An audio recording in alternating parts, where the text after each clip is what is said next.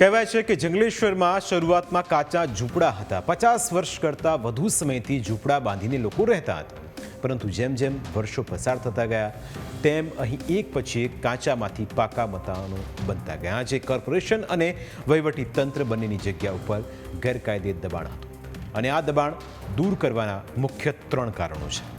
પહેલું કારણ એ છે કે આજી નદીના કુદરતી વહેણને પુનઃસ્થાપિત કરવા અને પૂરનું જોખમ ઘટાડવા આ પગલાં લેવાયા છે।